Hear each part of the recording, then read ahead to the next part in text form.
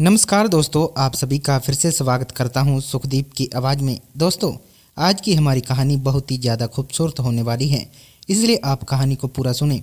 और आप इस चैनल पर नए हैं तो जल्दी से चैनल को सब्सक्राइब कर दें। चलिए कहानी को शुरू करते हैं। मेरा नाम जगरोशन है। मैं उससे बहुत डरा हुआ था। बस यही सोच रहा था कि अब ना जाने क्या होगा। ना ही मैं कुछ गलत करना चाह रहा था, मगर सब कुछ खुद बखुदा कि वह इतनी चालाक है। मुझे तो लगता था कि वह ऐसे बिल्कुल भी नहीं करेगी। मेरी पत्नी के सर में हमेशा दर्द होता था। मैंने अपने पति के सर का दर्द दूर करने के लिए एक ऑनलाइन प्रोडक्ट मंगवाया था। मुझे लगा कि उसके इस्तेमाल से मेरी पत्नी के सर का दर्द ठीक हो जाएगा, मगर मेरी पत्नी तो उसके इस्तेमाल के बाद गहरी नींद में सो जाती थी। और फिर उसके बाद जो होता, शायद वह आप लोगों को शब्दों में बयान करके भी नहीं बता सकता कि मैंने खुद पर कितनी मुश्किल से कंट्रोल किया हुआ था और मैं कितनी मुश्किल से उसे अपने सामने बर्दाश्त करता था। मैं बहुत खुश था। आज मैंने रोशनी के लिए बहुत ढेर सारे अरेंजमेंट और किए हुए थे। वह मेरे कॉलेज में पढ़ती थी। रोशनी मेरे लिए बहुत स्पेशल थी। मैं हमेशा उसे दूर से देख देख कर खुद होता रहता। रोशनी की दोस्त दीपिका हमेशा उसके साथ ही रहती थी। मैंने सुना था कि कुछ दिन पहले दीपिका की माँ और रोशनी की माँ के बीच कोई झगड़ा हो गया था।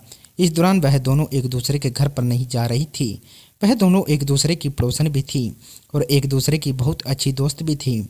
दोनों ही बहुत शरीफ थी, मगर मैं तो सिर्फ रोशनी को पसंद करता था। ना जाने क्यों जब से मैंने उसे देखा था तब से ही मेरे दिल में उसके पाने की चाहत जागने लगी थी। मैं कभी अपने कॉलेज में पढ़ने वाली लड़कियों से बात तक नहीं करता था, लेकिन कुछ दिन पहले मजबूरन मुझे रोशनी से बात करनी पड़ गई थी। मेरी हिम्मत नहीं हो रही थी कि मैं डायरेक्ट रोशनी को प्रपोज करूं, उससे बात करूं। इसलिए मैंने पहले उसके दोस्त का सहारा लिया। मुझे कॉलेज में लगभग सभी लोग जानते थे, क्योंकि मैं अपने कॉलेज का काफ़ी पुराना स्टूडेंट हो चुका था। मैं बीएच कर रहा था। शुरू से ही मेरा सपना था कि मैं किसी बड़े से होटल का मालिक बनूं। हालांकि मैं मिडिल क्लास फैमिली का रहने वाला था, मगर मेरे सपने बहुत बड़े थे। मेरी माँ की दुआएं हमेशा मेरे साथ ही बह करती थी। एक दिन ऐसा आएगा कि तुम्हारा सपना जरूर पूरा होगा।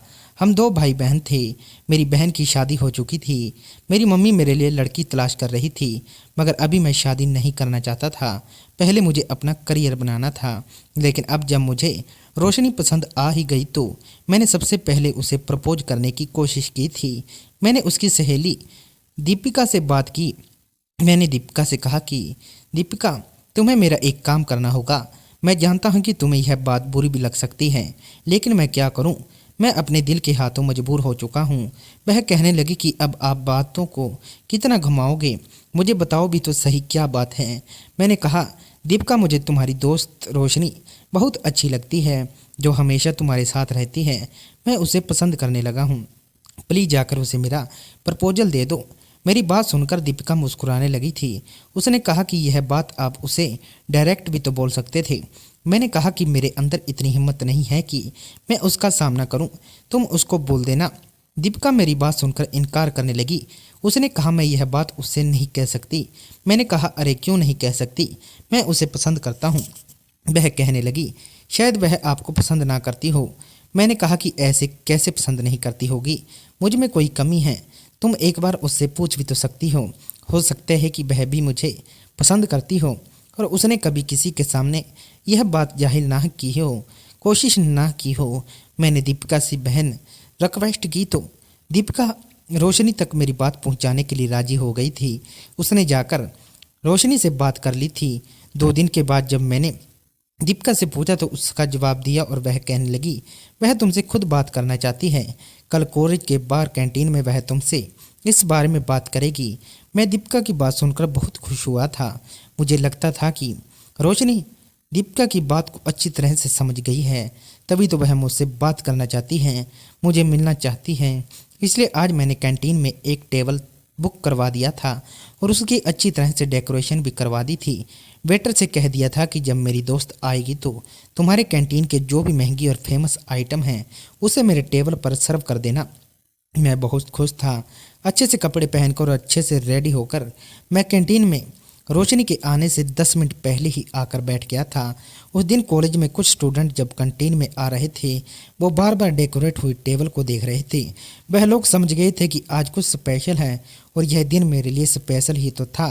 मैंने सोच लिया था कि मेरी बात रोशनी तक पहुंच गई है, लेकिन अब मैं उसे खुद भी प्रपोज कर दूंगा।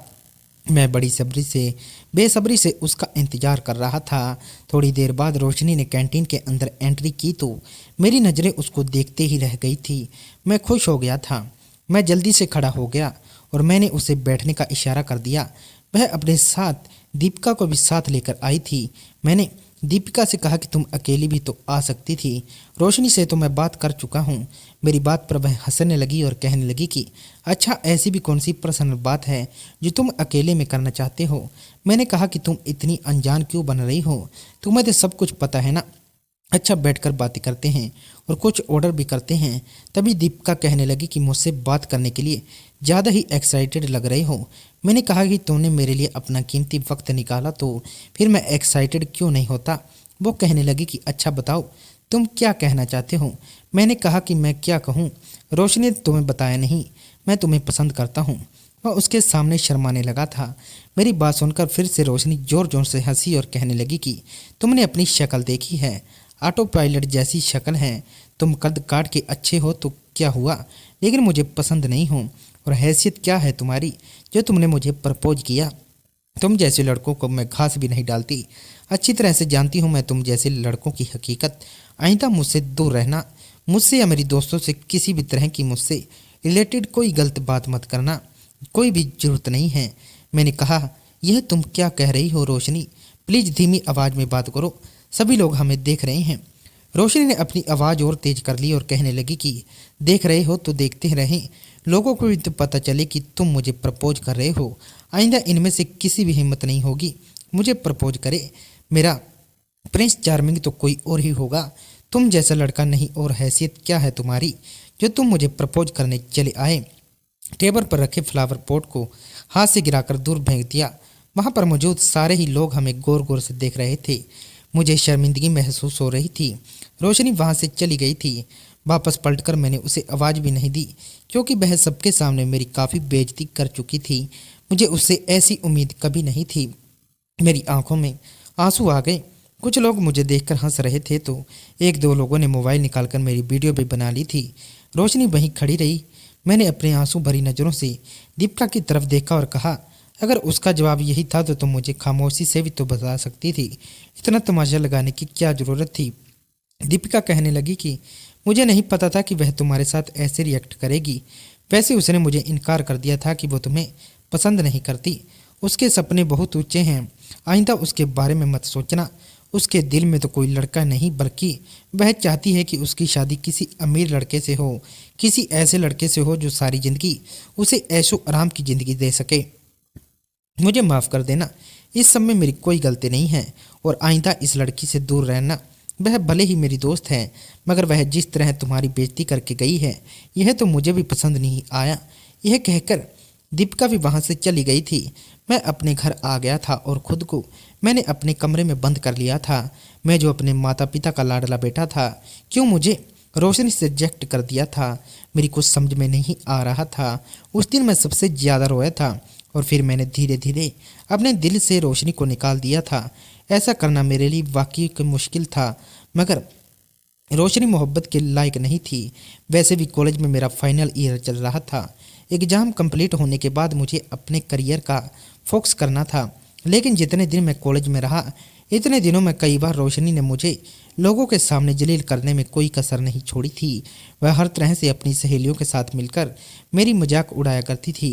कहने को तो वह खुद भी अमीर बाप की बेटी नहीं थी, एक मामूली से बैंक में नौकरी करने वाले आदमी की बेटी थी और उसके सपने बहुत बड़े बड़े थे। फिलहाल काफ़ी समय तक मैंने शादी का ख्याल अपने दिल से निकाल दिया था। ऐसा नहीं था कि मुझे दोबारा कभी रोशनी की याद आई हो। उसकी यादों को मैं पूरी तरह से मिटा चुका था। जितनी बेइज्जती उसने लोगों के सामने मेरी भी की थी, उस हिसाब से उस दिन के बाद कभी मुझे उसकी याद नहीं आई थी और ना ही कभी मैंने यह सोचा था कि वह मेरी पहली मोहब्बत थी। एक तरफा मोहब्बत को हम लोग दिल से कभी नहीं निकाल सकते। अगर मोहब्बत है तो दोनों तरफ से बराबर होनी चाहिए, तभी मोहब्बत का कायम होती है। मैं यही सोचकर अपनी दिल बहला लिया करता था, लेकिन मुझे कामयाब इंसान बनना था। इसके लिए मैंने जी तोड़कर मेहनत करनी शुरू कर दी थी। मुझे अपना सपना पूरा करना था। मैंने सोच लिया था कि चाहे मुझे अब अपना सब कुछ दांव पर क्यों ना लगाना पड़ जाए, मगर मैं अपना होटल खोल कर रहूँगा। मेरा सपना पूरा करने में मेरी मम्मी पापा ने मेरी बहुत मदद की थी। सबसे पहले मैं तो मैनेजर की नौकरी तलाश की थी और उस वक्त मुझे एक अच्छे होटल में नौकरी मिल गई थी और फिर उसके बाद धीरे धीरे मैं तरक्की हासिल करने लगा था। मेरे दिन रात मेहनत करने पर अपना सपना पूरा कर लिया था।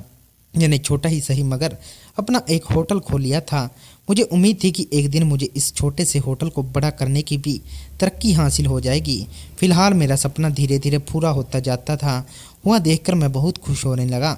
आखिरकार मैंने दिन रात मेहनत जो की थी, अब मेरी मम्मी और बहन हमेशा मुझसे जिद करती रहती कि तुम शादी कर लो। मैं अभी उन लोगों से इनकार कर रहा था तो मेरे पापा ने मम्मी और मेरी बहन को ऑर्डर दिया कि तुम इसके लिए लड़की तलाश करना शुरू करो। मेरे घर में वैसे भी मेरे पापा के ही ऑर्डर चलते थे और अपने पापा की बात को मैं कभी टाल नहीं सकता था। जितना समय उनको मुझे देना था वह दे चुके थे। अब वह भी चाहते थे कि मैं अपनी शादी कर लूं। अब मैं अपने घर वालों के आगे क्या कहता। मेरा सपना पूरा हो चुका था। वो लोग मेरी शादी करवाना चाहते थे तो करवा सकते थे। उन्होंने मेरे लिए एक लड़की पसंद कर ली थी। जब मुझे लड़की का फ़ोटो दिखाया गया तो मैं हैरान रह गया था, क्योंकि जिस लड़की को मेरे मम्मी पापा ने पसंद किया था वह लड़की रोशनी थी। रोशनी का फ़ोटो देखकर मैंने इस रिश्ते से इनकार करना चाहा, मगर मैंने सोचा कि एक बार मुझे रोशनी से बात कर लेनी चाहिए। रोशनी बहुत अच्छी लड़की थी, उसमें कोई बुराई नहीं थी, लेकिन मैं बहुत अच्छी लड़की थी। मर्जी के मुताबिक मेरे साथ शादी करना चाहती है तो मुझे उससे शादी करने में कोई ऐतराज़ नहीं था। मेरे पास दीपिका का नंबर था। मैंने उसका नंबर डायल किया। दीपिका ने मेरा फ़ोन रिसीव किया। शायद उसके पास मेरा नंबर नहीं था, इसलिए मैं मेरी आवाज़ सुनकर भी मुझे पहचान नहीं पाई थी। मैंने उसे बताया कि मैं नीतीश बोल रहा हूँ, मुझे तुमसे कुछ ज़रूरी बात करनी है। रोशनी यह बात जानती थी कि जो लड़के वाले उसे पसंद करके गए हैं वह मेरे घर वाले हैं। मैंने, रोशनी का नाम क्या है? सच में तुम मुझसे शादी करना चाहती हो? दीपिका कहने लगी कि अभी मेरे घर वालों ने आपकी फैमिली वालों को कोई भी जवाब नहीं दिया। पहले मेरे घर वाले मुझसे मेरा डिसीजन लेना चाहते हैं। उन्होंने मुझसे पूछा कि तुम्हारे लिए हमने लड़का पसंद कर लिया है, हम इस रिश्ते के लिए हाँ कर दें या नहीं। मैंने उससे पूछा तो तुमने उनका क्या जवाब दिया? तुम क्या चाहती हो? तभी रोशनी कहने लगी कि ऑफकोर्स मैं इस रिश्ते को मना करना चाहती हूँ। मैं जानती हूँ कि आप तो आयुषी को पसंद करते हो, तो फिर मुझसे शादी क्यों करोगे? मैंने कहा अगर तुम अपने माता पिता की बात मानना चाहती हो तो इस रिश्ते के लिए हाँ भी कर सकती हो, लेकिन अगर तुम अपनी दोस्त के नज़रिए से मुझसे बात कर रही हो तो फिर तुम गलत सोच रही हो। बाकी तुम्हारी मर्जी है, लेकिन मैं तुम्हारी दोस्त को पसंद नहीं करता। मेरे दिल से तो अब उसका ख्याल भी निकल चुका है। वो मेरी काफ़ी बेइज्जती कर चुकी है। उसी दिन से मैंने उसको अपने दिल से निकाल दिया। मैं भी अपने घर वालों की मर्जी के मुताबिक शादी कर रहा हूँ। फैसला तुम्हारे हाथ में है। तुम अगर मुझे एक्सेप्ट करना चाहो तो कर सकती हो। मैं तुम्हें बहुत खुश रखने की पूरी कोशिश करूँगा। और शायद तुम जानती नहीं हो कि मैंने होटल मैनेजमेंट का कोर्स किया है। मैं शहर के सबसे बड़े होटल का मालिक बनना चाहता हूँ। यह मेरा सपना है। मेरा सपना भी पूरी तरह से पूरा नहीं हुआ, लेकिन मुझे उम्मीद है कि मैं एक दिन अपना सपना पूरा जरूर कर लूँगा। मेरे घर में तुम्हें किसी तरह की कोई कमी नहीं होगी, और अगर तुम इनकार करना चाहती हो तब भी मुझे कोई अफसोस नहीं होगा। यह कहकर मैंने फ़ोन बंद कर दिया था। 2 दिन गुजर गए थे। मेरे घर वाले आपस में बात कर रहे थे कि तभी लड़की वालों की तरफ से कोई जवाब नहीं आया। मैं समझ गया था कि दीपिका ने इस रिश्ते से इनकार ही कर दिया होगा। मगर जब तीसरे दिन दीपिका के माता पिता खुद हमारे घर मुझे देखने के लिए आए तो मैं शॉक्ड रह गया था। उन लोगों ने मुझसे मुलाकात की और इस तरह से दोनों ही परिवारों के बीच और मेरा रिश्ता तय हो गया था। हम दोनों की शादी में 7 महीने का समय था, क्योंकि दीपिका बीएससी कर रही थी और उसका फाइनल ईयर चल रहा था। 4 महीने के बाद उसके एग्ज़ाम थे और उसके घर वालों ने 3 महीने का टाइम एक्स्ट्रा लिया था। लेकिन रिश्ता तय होने के 15 दिन बाद ही हम दोनों की एंगेजमेंट हो गई थी। मैं इस रिश्ते से ज़्यादा बहुत खुश नहीं था तो दुखी भी नहीं था। बस घर वालों की खुशी की खातिर यह सब कुछ कर रहा था, क्योंकि मेरे अंदर अब इमोशंस नहीं थे। मैं एक नॉर्मल इंसान बन चुका था। मेरे एंगेजमेंट का जब दिन आया तो मैं सोच रहा था कि मैं किस तरह से दीपिका का सामना करूंगा, लेकिन फिर मैंने खुद को तसल्ली दी कि दीपिका ने ही तो इस रिश्ते के लिए हाँ की होगी, तभी तो रिश्ता फाइनल हुआ है। फिलहाल एंगेजमेंट का दिन आया तो दीपिका दुल्हन की तरह सजाया गया था और उसके साथ साथ रोशनी भी चलती हुई आ रही थी। रोशनी बहुत सुंदर लग रही थी, दीपिका की बहुत अच्छी लग रही थी, लेकिन मुझे आशु की तरफ से अपना ध्यान हटा की कोशिश की। माधुरी को लेकर मेरे बराबर में आई और उन्होंने उसको मेरे पास बैठा दिया।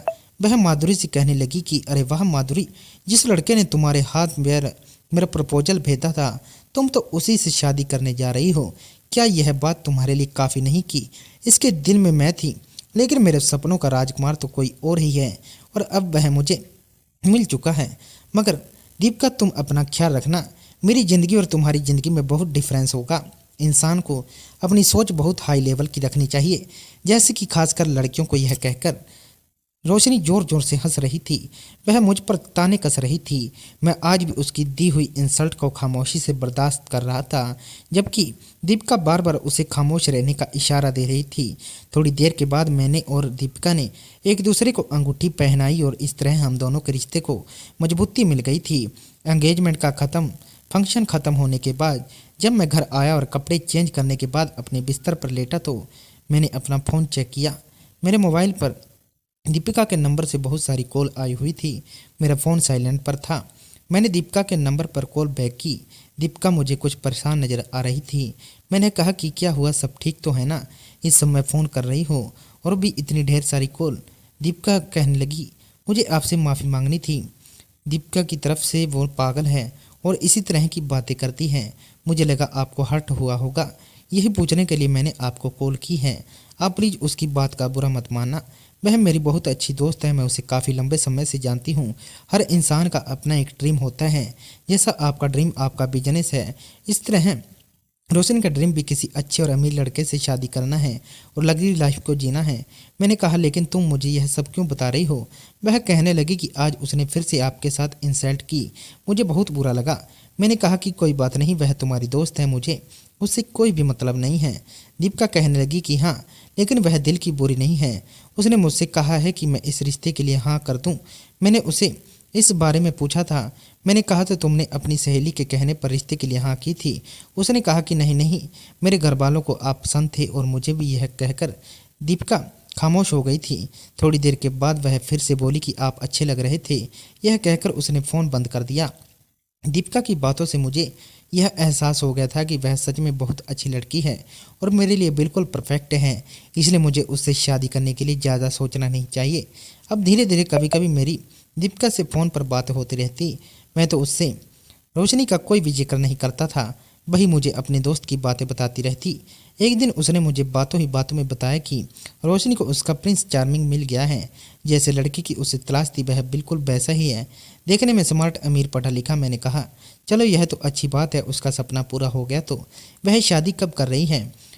दीपिका ने मुझे बताया कि शादी का तो अभी उसका कुछ पता नहीं, मगर उस लड़के के साथ उसका अफेयर चल रहा है। दीपिका की बहुत शर्मीली लड़की थी, उससे प्यार मोहब्बत की बातें करनी तो आती नहीं थी। वह इधर उधर की बातें ज़्यादा किया करती थी, लेकिन मुझे उसकी बातें भी अच्छी लगती थी। फिलहाल मेरी शादी का समय आ गया था। मेरे घर वाले और दीपिका के घर वाले दोनों ही बहुत खुश थे और हमारी शादी धूमधाम से की गई थी। मगर अजीब बात यह थी कि हमारी शादी पर रोशनी नहीं आई थी। मैं दीपिका से रोशनी के बारे में कुछ पूछता नहीं था, इसलिए मैंने दीपिका से रोशनी के बारे में कोई बात नहीं की। मुझे लगा कि कहीं दीपिका को मेरा रोशनी के बारे में कुछ पूछना बुरा न लग जाए, क्योंकि अब तो वह मेरी पत्नी बन चुकी है। वह मेरे घर आ चुकी थी और मैं उसके साथ अपनी ज़िंदगी की नई शुरुआत करने जा रहा था। मैंने शादी के बाद हर तरह से दीपिका को खुश रखने की कोशिश की थी। मेरा होटल भी बहुत अच्छा चल रहा था। उससे मुझे जितना प्रॉफिट होता उस पर मैंने अपने लिए एक अलग से फ्लैट खरीद लिया था, जो कि बहुत ही सुंदर था और मेरे मम्मी पापा को भी वह फ्लैट बहुत ही पसंद आया था। साथ रहिए, मगर उन्होंने कहा कि नहीं बेटा, तुम्हारी नई नई शादी हुई है, अपनी पत्नी को लेकर उस फ्लैट में रहो, हम इसी घर में खुश हैं। जब हमारा मन होगा तो हम तुमसे मिलने के लिए आ जाया करेंगे। जिस घर में मेरे माता पिता रहते थे वह घर वैसे भी मेरे दादाजी का था। वहाँ पर मेरे चाचा जी भी रहते थे। सब लोगों में आपस में बहुत मोहब्बत थी।